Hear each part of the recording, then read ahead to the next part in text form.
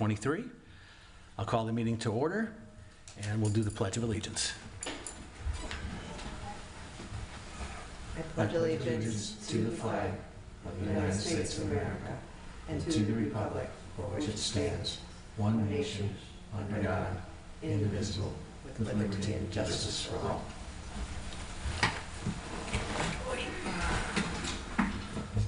Okay, so roll call, we have 3 members today. We do. Member Gibson, Member Wise, Here. Vice Chair Chrisman. We have a quorum. Okay, thank you. Approval of the agenda. Does somebody have a motion to approve the agenda? I'll make a motion. Robin makes a motion. A second? Second. All in favor, say aye. Aye. Okay, agenda approved. Audience comments. We do have one person in the audience. Would you like to make any comments? Of course he does. Okay. My name is John Kurzman. I live on Bahia Honda Way South. I'm not speaking as a beach stewardship member. Just a general question. Is there a master plan for the various parks in terms of, I get the sense that some of them may be better suited for different age groups. And for instance, I'm going to have my young, almost 2-year-old granddaughter come into town in a couple weeks. And I think some playgrounds might be better than others. But I remember last time, like I wanted to go to the Lido one, and there's only like 2 parking spaces, which makes me think it's really more of a local park. So is it the intention that some parks are just for the local communities? Or is it that certain parks are better for different age groups? And it's really just my general question. Okay, that's a good question. I believe from the past, the parks were designed, some parks are more made for the neighborhoods, and others are more, bigger parks that bring in people from other neighborhoods, per se.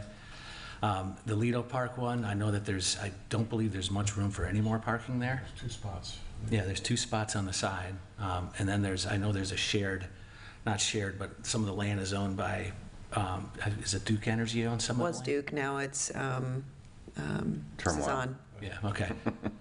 So, I mean, there is street parking. I don't know what the restrictions are there, but definitely they said because the beach is so close, they probably restricted the parking on the street as well. Well, the entire street running, so the 2 parking spots are on one edge, and then along the other edge, it's just a big open area that's perfect for people to park, where they easily could just say that it's only parking for, category B or whatever, whatever beach residents might be. As Where? a suggestion, rather than no parking. Where? The back edge of the park. So in other words, you go around the corner from where you're parking. Where I end up parking and using my flashers the whole time we're there. It'd be north-south. Right. It'd be parallel to golf. Yeah, parallel to golf, behind the back. And it's just a big empty spot with places to park, but you're not allowed to park. It just has no parking signs the whole length of it. Even if it was just half-hour parking, just let people use, so that it's not beach parking, but it could be playground parking. You're not going to be there more than half an hour maybe, or even just an hour parking. Something that you use in the playground, but you're not going to go to the beach. Did you have a hard time finding a place to park that day? I mean, those 2 spots were taken? The 2 spots were taken, and someone else was driving around trying to get a spot, and I finally I drove around, and there was no place that, even with my city permit, I actually knew of being allowed to park in the area, because I'm not from that zone. So I was sort of stuck until I just illegally parked and flashed it the whole time and kept my eye on the car. But it just seems like there might be a more citizen-friendly way to do it. Again, because it seemed like it was the only park that was for kids that age that I know of at the time. So Okay. just a suggestion to help the park. Okay. Thank you. Yep. Okay, so we have approval of the minutes. Has everybody had a chance to read the minutes? Yep. Okay. Somebody make a motion, please, to approve the minutes. I'll make a motion to approve the minutes on May 16th. Second. Okay. All in favor, say aye. Aye. Okay, minutes approved. Action items, 2024 committee meeting dates. Have the dates been published yet? We've No, discussed until that after now? you approve 'em, yeah. Okay.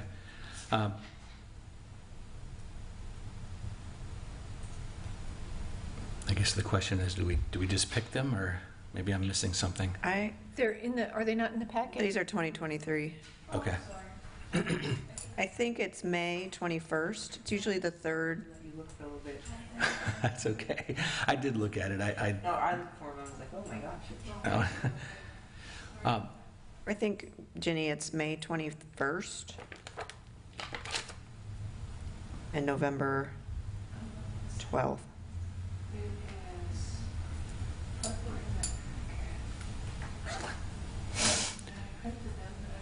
Seeing that it's 6 months out, does anybody even know if they have a conflict No, yet? I mean, I don't know. It's Tuesday morning, it sounds like. I mean, I haven't looked at the calendar, I'm assuming. Let me see. It is May 21st and November 19th. Okay. Okay. So November 19th is that the Thanksgiving week? It's not. It's not? We moved it. You moved it? Okay. Well, Thanksgiving's late next year, the 28th. Really? okay. Really? It is. I'm okay. Okay.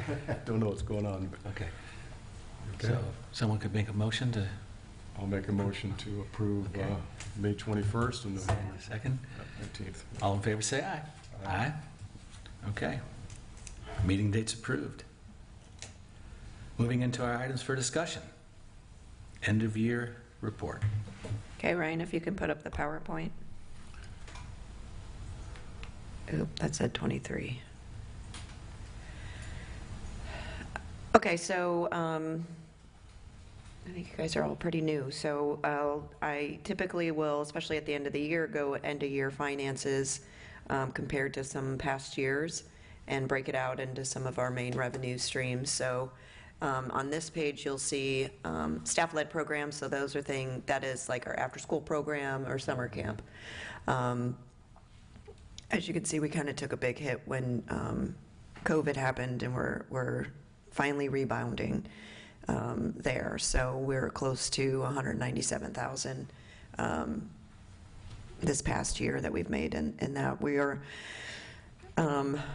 still in need of after-school staff, but we have to limit the number of kids we can take based on the staff that we have.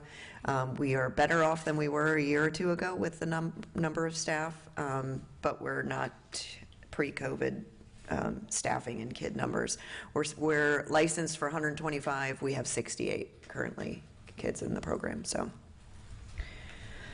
Are those, is that fiscal year this year, is it?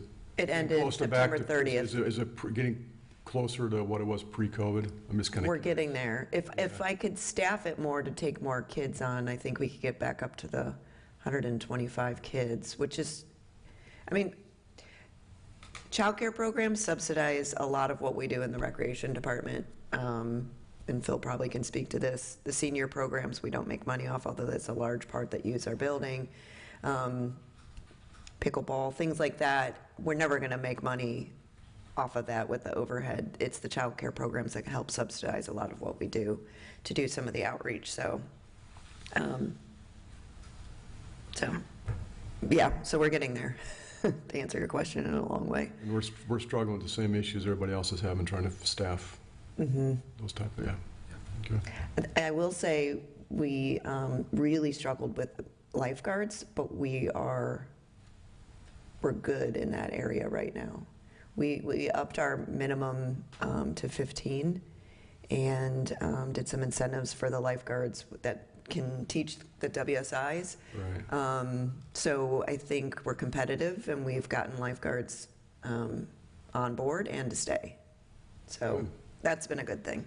And how about summer? How did that go for you?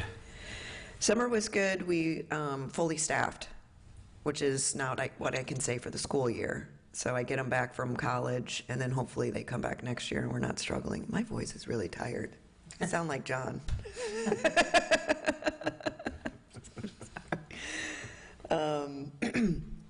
Instructor-led programs, so these are all our classes. Again, we're creeping back up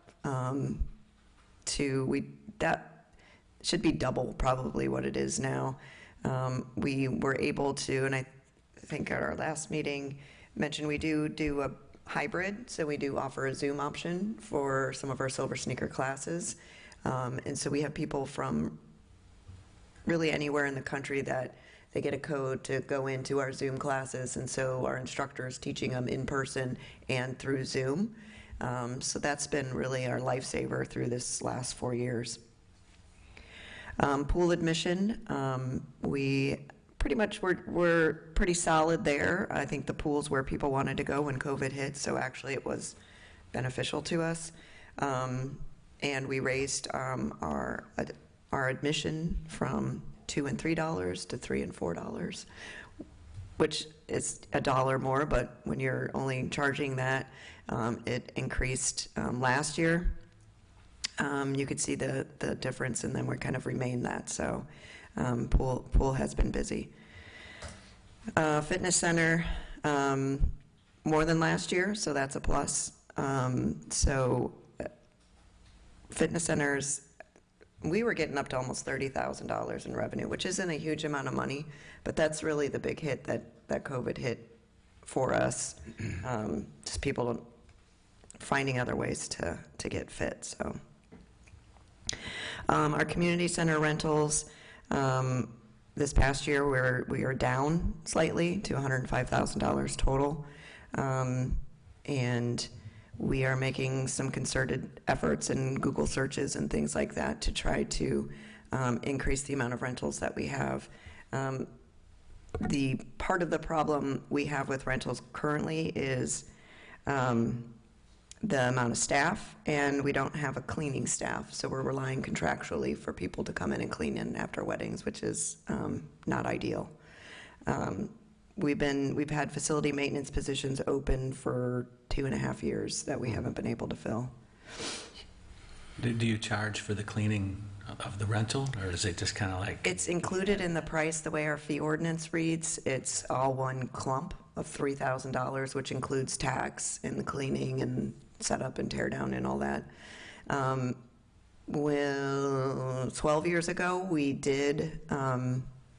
we had it contractually like we're doing now, but they raised their rates as the years went on, and that's why we took it in internally to hire for it, because it was just way more cost effective to have our own staff doing it than contractually. I think it was getting up to, and it's around this right now, $300-400 after every rental for us to pay someone to come in and clean up. So How do we advertise that? I'm just kind of curious. How do you find out about the community center? Obviously, go to the webpage, but other than that, how do you? We have a lot of print materials. We do Wedding Wire. I don't know if you're familiar with that, where people go on to find venues. We've done wedding expos where we go to them and Shows and stuff like that? Yeah, okay. And I guess another question about the weddings. So are they all basically the same size? They all come to capacity? 210 is the capacity, so it could be anywhere from 50 people to the 200. And not all the rentals are. We just had a 16th birthday party. We've had an anniversary, so it's not all weddings per se, but that's the majority of what we have. Okay. Our total revenue this year, we were about at close to $1.4 million. Then our expenses this past year was about $2.7 million. That's in the past, because we combined parks with our recreation, it was just showing our recreation expenditures, so I've included both of that. And it shows our cost recovery at about 52%. You don't have much of a revenue source for parks? Nope. Tree permits. Yeah. Park pavilions. Shelter rentals. Yep. As I mentioned earlier, we have 68 kids currently enrolled. Our total camp revenue was $86,000, so slightly up from the past summer. We had 83 campers a week. 31% of them were residents, 69% were non-residents. And we held a men's basketball league that we had 6 teams. Summer's all consuming about pool and camps. This is just the aquatics report, just giving you daily admissions for just the third quarter or the fourth quarter. So from July 1st to the end of September, we had close to 6,000 daily admissions, and it kind of breaks it down to how many people use their year pass, how many adults daily, how many people buy the 20 punch card, Camp admission, like Treasure Island, coming in, Gulfport, the senior punch pass, senior daily. So it just kind of breaks it all down to where that 6,000 number comes from. That's a lot of volume. I never would have dreamed that in a day, 6,000 people in a day. No, that's for the quarter. Daily admissions? Yeah. Okay, all right. Our exercise class for the quarter, not for the year, but 930 total, and it just breaks you down to how many people are taking those classes and the total revenue generated per class. Then we have a swim team that rents the pool, Boca Ciega High School. We have a master swim program in the mornings. And then we have what we call a snack store where we purchase things and then resell. So that shows you the pool snacks. We had an aquathon where we had multiple classes going on, a special event. Our swim lesson breakdown, and then miscellaneous other things that we sell, as well as how many umbrella rentals, which is the big umbrella if you are at the pool. Let's see if that shows it. No. They rent the whole area under that umbrella, and then private rentals, how many for that. So that just kind of gives you a summary of our pool. Rental report, we did 14 weddings in the fourth quarter. We had 8 Warren Webster rentals. We did take quite a hit with Idalia with the Warren Webster. So we will be actually working with FEMA. We're submitting things to our PRM, to our insurance, to do a claim with an adjuster so we can get some funding to do some repairs that we need to do, some mold remediation and baseboards, things of that nature. And then it just breaks down other rentals. So we rent out Mary Pier, the concessions, the cabanas, Paso patio, Suntan Art Center, and then our pool rentals. And that's for the year, not just for the quarter. Our cabana rentals will go up this year. Actually, it will double. Because we took over Pinellas County's contract. It's the same vendor we have at Paso Grill and Upham Beach that rents out the cabanas, sand dunes, and the county had contracted with them. It was taking the county too much. They opened up a dialogue with us to take over managing that contract if we would maintain the bathroom maintenance. It was too much for them where they're located to come south to do one facility. So it just made, financial sense for us to take it over. We're here, and to be able to take that over. So that revenue item will double. So when you say maintenance, just the cleaning or Cleaning the bathrooms. as well? They want us to they met with us after we did the contract and wanted to really look at us handling even building maintenance, meaning a sink, someone sat on the sink and it came off the wall, a broken mirror, and that wasn't part of our agreement. It was just to stock the paper towels, the toilet paper, and do the cleaning. And so they are looking to us to see if we can take on some of that. So we're in the initial phase of having that discussion. I think it would even, we'd have to look at financially what that would incur and how do we recoup that if we take that on. So, yeah, they realized once they got into it when we sent them like, hey, this pipe burst, hey, there's a plumbing issue. And they're like, wait a minute, we don't want to do that too. Special events, in the fourth quarter, we had 5 special event permits that were issued, 61 beach weddings. Total revenue from mostly beach weddings was $62,000 for the year. We held a community-wide garage sale in September over the community center, and we had a 4th of July fireworks on July 2nd, not the 4th, in partnership with the Vets of South Pinellas, and did the salute to the military in the park, which I think will be something we want to continue moving forward. This is kind of just a summary of what was happening in parks this quarter. Tree permits, there were 12 issued. Some significant projects that the staff completed. They, after the 4th of July, worked with the kids in the camp and did a beach cleanup project. They renovated the 8th Avenue Bocasiega Drive Mini Park and renovated the 87th Avenue Bocasiega Drive Mini Park. Really seems like a small thing, but these little street end parks were, I don't want to say neglected, but could have used a facelift, and the staff really went out there, shelled, made paths, put out some benches, added some appropriate landscaping, and they really, really look a lot better. I agree. Significant projects completed by our contractors or partners. We completed the tree trimming throughout the city, and that's what we're doing moving forward. This past year was the first year we actually didn't section it off. We were just budgeting a certain amount of dollars and just doing some of the trees one year and some of the trees another year and some of the trees.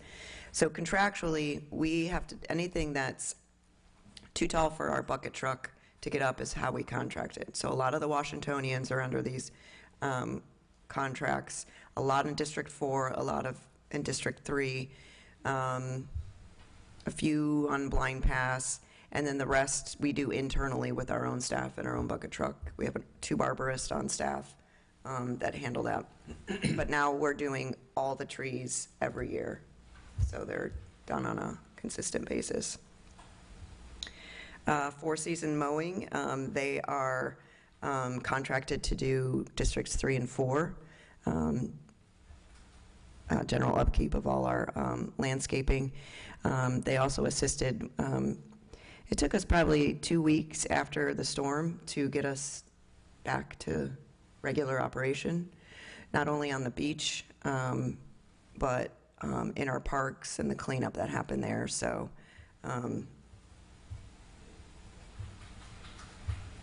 and as a side note with that, and I don't think it's on here, and we'll probably talk about it tomorrow with Mr. Kurzman in the beach stewardship meeting, we just completed the dune renourishment program in Paso Grill.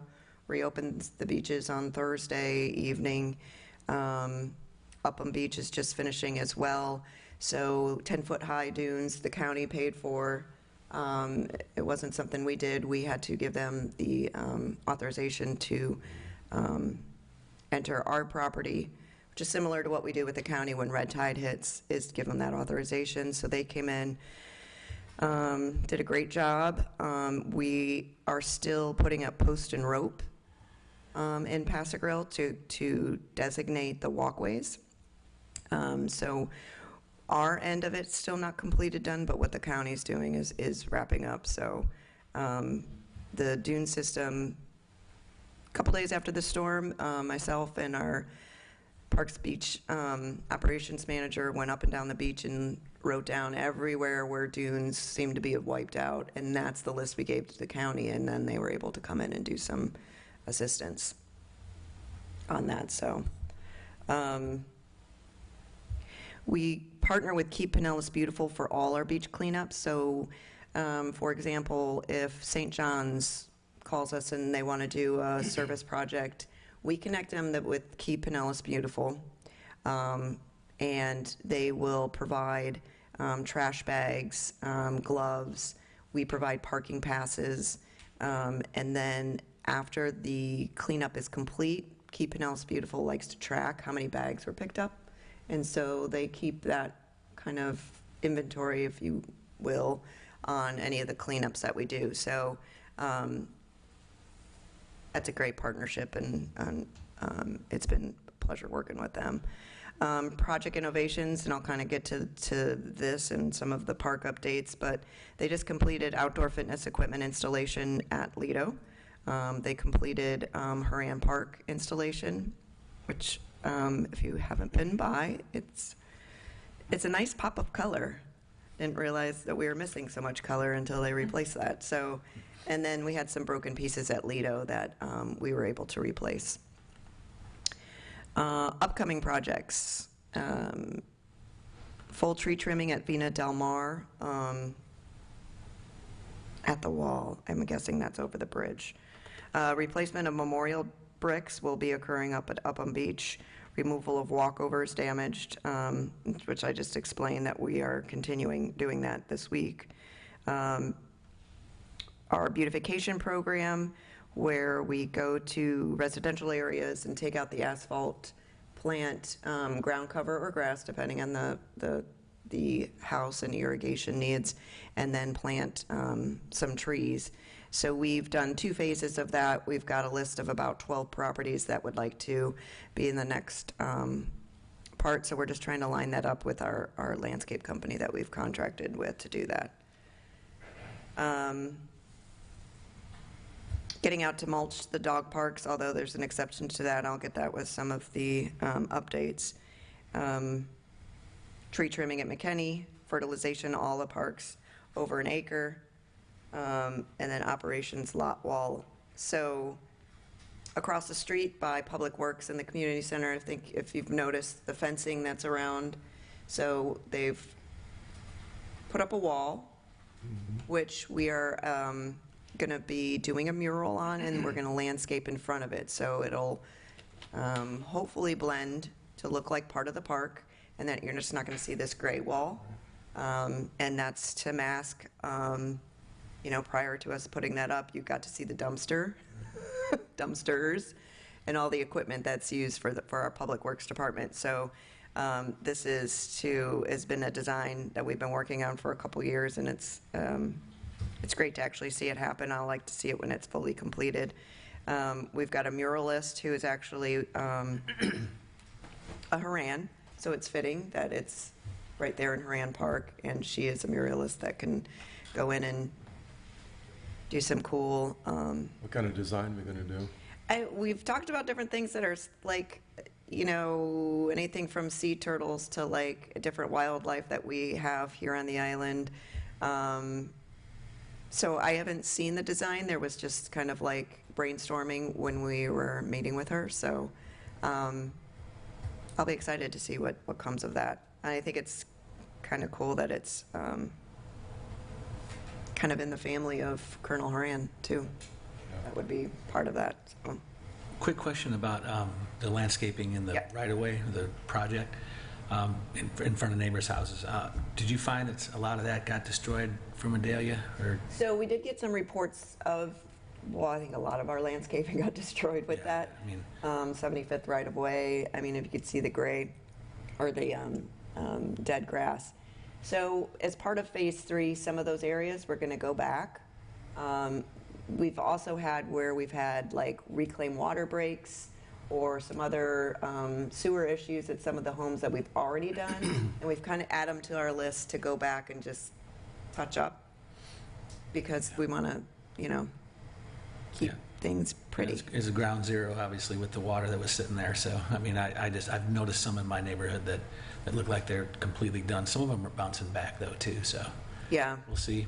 Are you going to try to find native plants that are tolerant of the salt water versus some of the stuff that's not native and has problems? Well, yes, and for what we're planting, if people don't have irrigation, we have to do that.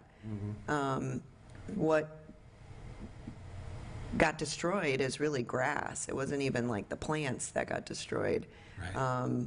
But on that note, nothing is really meant to sit in salt water. Yeah. Saltwater spray and a little bit of intrusion now and then and lack of irrigation, that's one thing. But to sit in salt water for that long, that's what did it, a lot of the plants in. And there was we've gotten some calls, I think condos on Sunset Way, up by Upham, that, their right-of-way got completely, they just spent a bunch of money having all this landscape, so they called us like, can you do anything to help us? So we're going to do what we can. It's difficult once you kind of like try to help out one association with stuff, then it's just like, hey, I'll take this. So we're doing what we can to keep everything looking nice, but yeah, that took a big hit. Blind Pass, we're working with FDOT right now. So Blind Pass got hit pretty bad with destroying the right-of-way. So we went to FDOT and said, hey, these are things that you guys put in that we maintain. Is there any way you can help fund to replace some of this?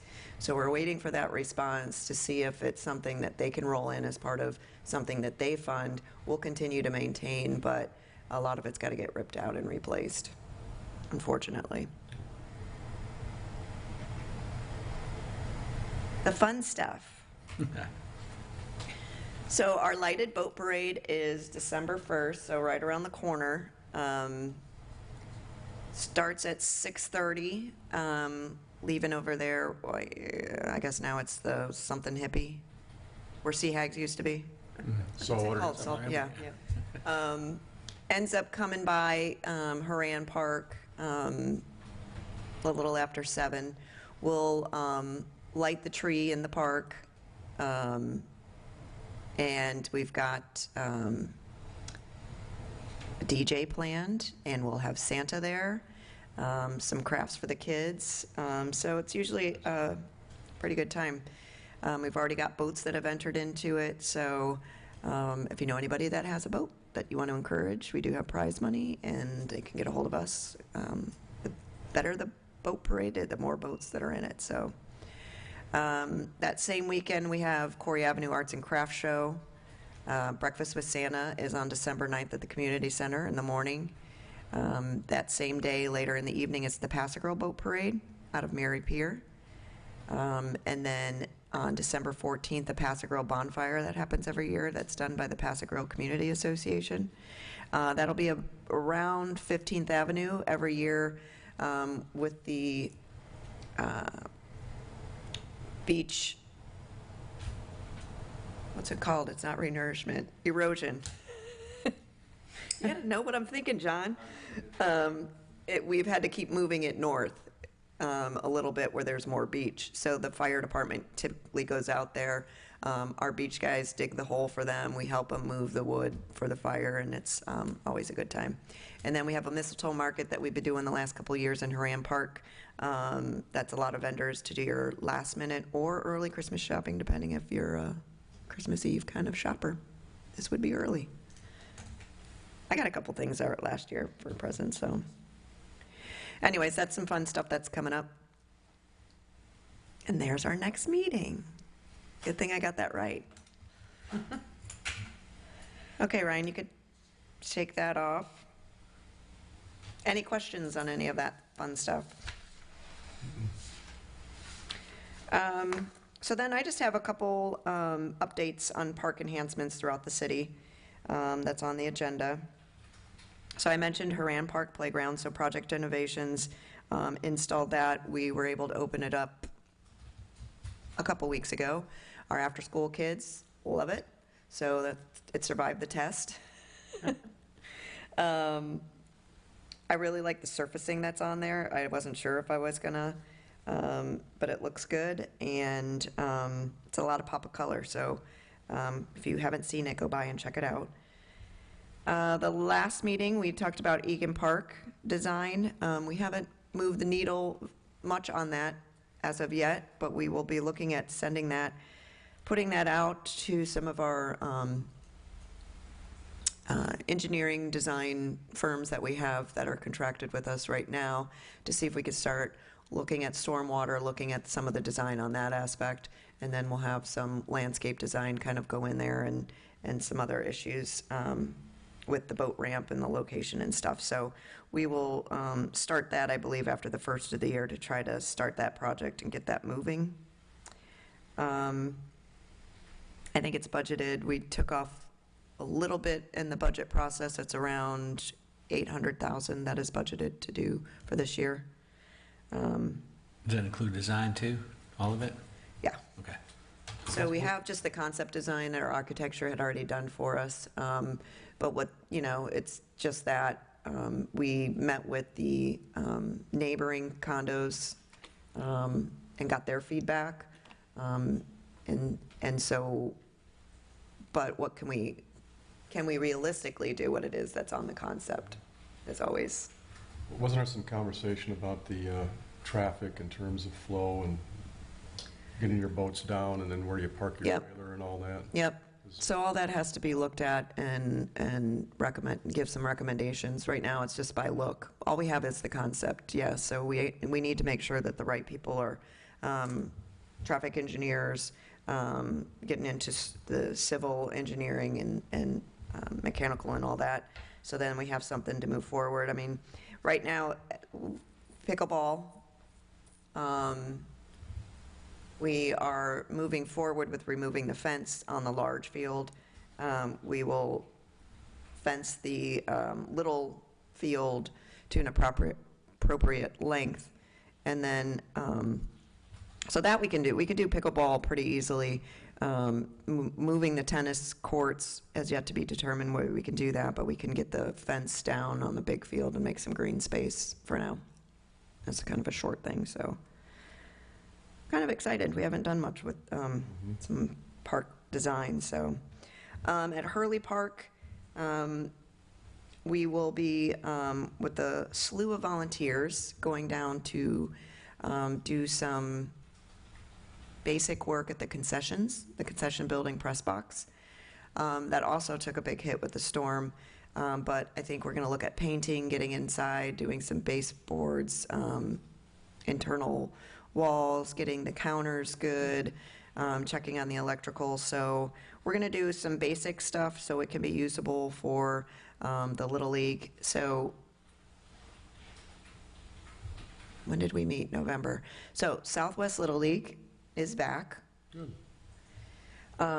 They was a group of who was Southwest Little League dissolved, and they went to Madeira Beach's Little League. And the parents weren't happy with that Little League, so then they've kind of reignited Southwest Little League, put the board back, is in good standing with Little League, and so currently I have both Little Leagues using Egan Park. Southwest Little League is the only league that is using Hurley, which is great. Now we've got some good use on both those parks that we will be investing quite a bit and just invested in Hurley. So we are moving forward with working with Southwest Little League, and there will be something that goes to commission with their contract and agreement and here after the first of the year as well. So that's the good thing, and that's how we're able to get a whole slew of volunteers ready to get the concession and press box kind of in a shape to be used, I guess. So were you aware of the county doing a big project in like central Pinellas with all their ball fields, like Cross Bayou and all that up there? So I think it's on the county website, but check into that. I'm only saying that because they may not want to come this far south, but there's going to be people looking for practice field and playing fields too. So the county's doing it? The county's doing a bunch of their facilities. Yep. Do they have ball fields, the county? Yep, they do. They have baseball and football and soccer and all that, and they're redoing a bunch of things. It's a big project. I just thought I'd make you aware of it, just so that you may be getting calls in the future when they start these, that people are looking for places to play. Would Paul Cozy know about all that? He certainly would, yeah. Good, I'll call him. I could forward you. I have something on it too. I could just. Okay, yeah, that's good to know. Other thing at Hurley Park, I know we talked about mulching the dog parks, but we had people in that area asking for us to change the surfacing in that park, so. You know how long the sod's gonna last, right? Well, That's just a waste as of long money. as long as about the same amount of time the mulch lasts. Yeah, it's the dogs are just gonna, I don't know, you gotta have a certain amount of time to stay off the sod, right? Are you gonna irrigate it? Yes, so we have the irrigation out there, so we can connect that. And who's gonna, I don't know. To me, that's just a waste of, the dog's gonna, because we had, before the trees got out of control, we had sod and Vena, and it lasts, because of what happens in the winter when the grass kind of goes dormant, that's when the dogs all dig it up. I go to that park a lot with my dogs, and I just kind of laughed when I saw that. I'm like, well, that's a waste of money. That would be resodding like every year. The good thing is it's not that expensive to do sodding. Yep, and the mulch is about the same amount Is it that we really? spend annually, yeah, Wow. for what Mulch. we're paying for the For sod. dead trees. So, I hear you, Robin. It's an experiment. We're going to see how it works. So then, of course, you'll catch the back, like, why'd you sod that? What a waste of money. We'll be back to Yeah. that circle. Yeah. Oh, well. Well, the problem we have at that particular park, and if you're there a lot, you see the covering coming Yes. through the mulch quite a bit. So it's like a constant, Right. you know, I saw someone actually trip on some of the yeah. stuff that was up. So we looked at AstroTurf, and the cost was $100,000. Yeah. It gets hot, too. And in that direct sun wouldn't have a long shelf life. Yeah. either. So there's, And it's kind of dangerous with the dog snouts down there and stuff. yeah. Well, I've got it, and it's hot, too. I mean, I don't know how you, I mean, Yeah. some of those dogs would not like being on that surface. Yes, so we'll keep you updated. Paso Grove Park, we've cleaned up the park. I think we are still waiting to add a couple things in the right-of-way along 9th and 10th.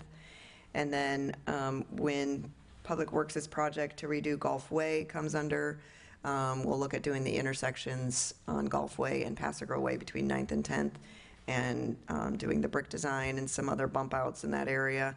But as far as the parks go, that actual park, we did less is more and just cleaned it up, adding a couple things to give it some symmetry. And we are replacing one of the shuffleboard lights that, I don't know what happened to it. It's a half a pole.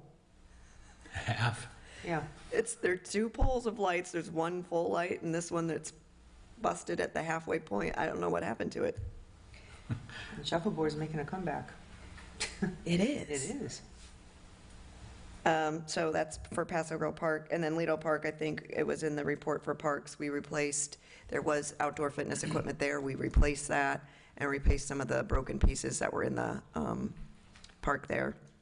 It is one of my favorite playgrounds, so I understand where you're going with that. But take your grandchild to Haran Park's brand new playground. It looks like the big gaps, though. Yeah. I think, well, and Phil probably knows more than I would on this. You know, Vina doesn't have parking, Lido doesn't have parking, Lazarillo Park doesn't have really parking for what's even at those parks, so I think they were neighborhood parks.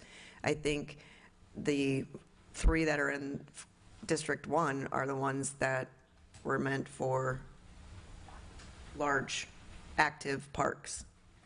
So, Sometimes the clue is if there's restrooms there, and Vina has restrooms, but Vina's kind of a bigger area that has, yeah, but people don't know about Vina unless they know about Vina. But I remember, you know, if you bring up putting restrooms in Lazarillo Park, you will have like a huge backlash. It's like, Yeah. no, we can't have restrooms here, because then more people will come. we almost got there with your wife trying to work that out with the tennis courts to be able to put, the residents of Lazarillo are dead set against having bathrooms So at that. oftentimes what determines a neighborhood park is the residents themselves want a neighborhood park. So, and you mentioned that the street ends, they do look great, and that's another amenity that is really for the residents coming by there. I mean, people driving through might see it and I can stop here and look at the water, but it's really nice for the residents to have a spot if they're not on the water. And I think long-term, or not even short-term, what's come out of our strategic plan is more water access. So some of these little mini parks or street-end parks, you know, there's one now, maybe 87th, that has like the living shoreline. So it has the mangroves and it has that natural, you know, in place of a seawall, that you're able to possibly doing also some launches there. So we added a launch at McKinney, we added a launch in Bella Vista Park for kayaks, and we're trying to consciously look at some of these street-end parks where we could do living shorelines and where we can also incorporate some type of launching so people can access the water. So it is kind of in there, and Mr. Kurzman here mentioned a master plan. I have a quote sitting on my desk because that's been a goal of mine. One, for Parks and Rec to get accredited. In order to get accredited, there has to be some type of master plan, and we just need a master plan to move forward as well. So I'll be working to get that done here in the next year or so we can have a map to know where we're going and where we're going to be in 25 years. Hopefully, I won't be here, but somebody will have a map. No, I won't. So, anyways, that's all I have. Do you guys have anything? I just had one question on the fitness equipment. Put it in at Lido, I saw that. Is that the same company that we're going to go? Are we putting more fitness equipment in at other parks? So the neighborhood, and we have budgeted a certain amount to do that, Right. so we can. Project Innovations is the one that just did the one at Lido. Greenfields is the one that put it in Vina.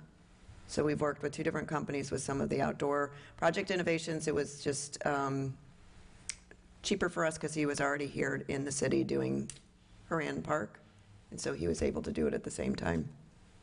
Okay, all right. The only reason I'm asking is some of that equipment, it looks great, but from a functional perspective, if I'm going to be working out or doing something, it just doesn't, it's, Same as Vina. yeah, I mean, it's, without getting into all the details, like a pull-up bar, you get fixed locations, big handles, and that's not what, if you're really working out, that's, no.